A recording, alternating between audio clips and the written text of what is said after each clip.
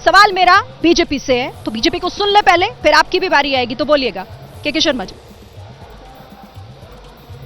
नहीं, अभी नीरज शर्मा जी कह रहे थे कि मैंने तो कभी नहीं कहा काल्पनिक है।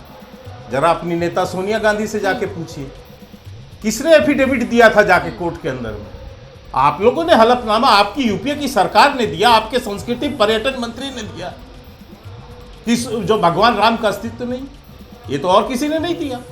दूसरी बात, मैंने इनसे पूछा, ये कालनेमी जो हैं, इनसे मैं पूछा जब जय श्री राम का नारा लगा रहे थे, सिरिन जी आज समाजवादी पार्टी के पास नैतिक अधिकार नहीं है कि भगवान रामलला के सामने अयोध्या में जाके सर झुकाएं। ये कहां सर झुकाते हैं जानते हैं आप? मुख्तार अंसारी जैसे कुख्यात माफिया के कब्र में जाकर अखिलेश यादव फूल चढ़ा के जो है सर झुकाते हैं। भगवान राम के सामने सर झुकाने की न नैतिक साहस है और न वोट बैंक के लिए वहां झुकाने जाएंगे।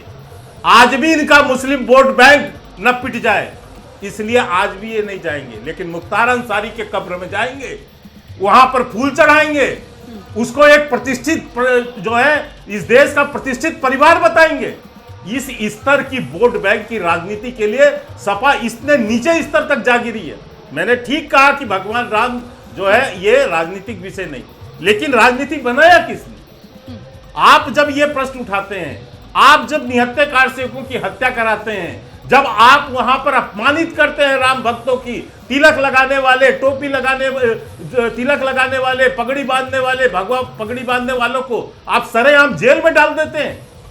आप 92 का दौर देखिए, ऐसे ऐसे लोगों को जेलों के अंदर में डाला इन लोगों ने, ये सपा की सरकार ने। मुलायम सिंह ने बदला लिया लोगों से। चलिए अब मैं एक एक करके राम भक्तों से एक एक कर मैं देखिए चुनावी मुद्दा किसने बनाया, किसने नहीं, राम मंदिर को लेकर। एक सेकंड के बाद 10 सेकंड के बाद आप ले लीजिए सिरिन जी, 10 सेकंड मात्र, 10 सेकंड। केवल अयोध्या में प्राण प्रतिष्ठा के बाद 1 करोड़ से ज्यादा दर्शनार्थी वहां पहुंचे।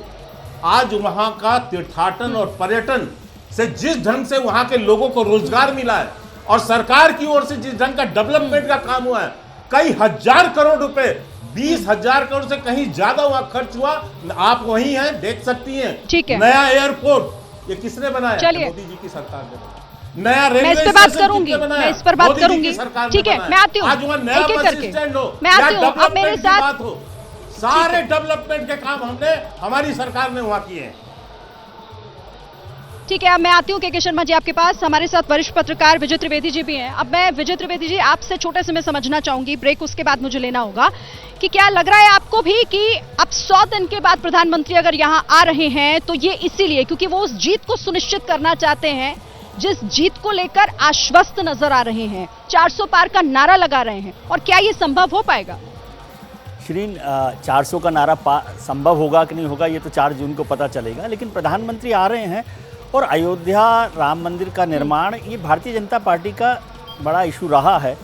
आज जो आ रहे हैं मुझे लगता है वो चुनाव प्रचार का एक हिस्सा, जैसे देश भर के अलग अलग हिस्सों में जा रहे हैं और अयोध्या ना जाएं ये तो संभव नहीं है, लेकिन ये कहना कि अयोध्या पर राजनीति नहीं हुई ये थोड़ा सा अजीब लगता है। आपको याद दिलाऊं, जैसे अभी बात हो रही थी 1989 में मतलब 1949 में छोड़ देता हूं जब वहाँ पर मूर्तियाँ रखी गई, लेकिन 1989 में 11 जून 1989 को भारतीय जनता पार्टी ने पालमपुर में प्रस्ताव रखा राम मंदिर निर्माण का, और उसका नतीजा हुआ कि 1984 में 2 सीटों से 1989 में 85 पर पहुंच गई। लेकिन बात भारतीय जनता पार्टी की नहीं है। नवंबर 1989 में राजीव गांधी जी ने अपना चुनाव अभियान अयोध्या से शुरू किया। आज जो अनुराग जी है वो याद कर रहे हैं, लेकिन उनको याद होगा कि 1990 में जो कार सेवकों पर गोली चली थी और परिंदा पर नहीं मारने की बात की थी। नीरज जी को के शर्मा साहब ने कहा ही है कि किस तरह से सुप्रीम कोर्ट में जवाब दिया गया कांग्रेस की तरफ से कि वहाँ पर राम का अस्तित्व है कि नहीं है। तो ये लगातार, और आज की बड़ी डेवलपमेंट है, शायद नीरज जी को पता होगा कि उनकी एक बड़ी प्रवक्ता राधिका खेड़ा जी को मैं देख रहा था, उन्होंने कहा कि राम मंदिर जाने की वजह से उनको प्रताड़ना सी सहनी पड़ी और कुछ करना पड़ा। इससे पहले एक और जो उनके एक प्रवक्ता थे वो चले गए थे। लेकिन मुद्दा यह है कि क्या राम मंदिर के इशू को भारतीय जनता पार्टी के अलावा कोई दूसरा एनकैश कर सकता है? सवाल ये है ना, तो नहीं है। और राम मंदिर भारतीय जनता पार्टी के 400 पार के अभियान के लिए एक महत्वपूर्ण मुद्दा है। ये केवल अकेला मुद्दा नहीं है। मुझे नहीं लगता कि केवल राम मंदिर के मुद्दे पर भारतीय जनता पार्टी 2024 का चुनाव लड़ रही ठीक है है, सर। लेकिन वो उसने इस काम को पूरा किया, 30 साल लड़ाई लड़ी है, तो मुझे लगता है कि वो इसको जरूर अपने को रेखांकित करना चाहती है। जैसे ही घड़ी का काटा दोपहर 2:30 पे आए, बबीता जी का दिल सास बहू साजिश के लिए मचल जाए।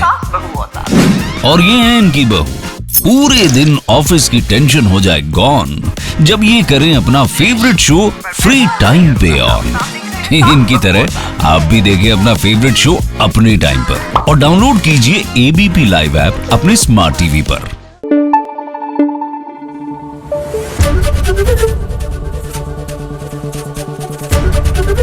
एबीपी न्यूज आपको रखे आगे।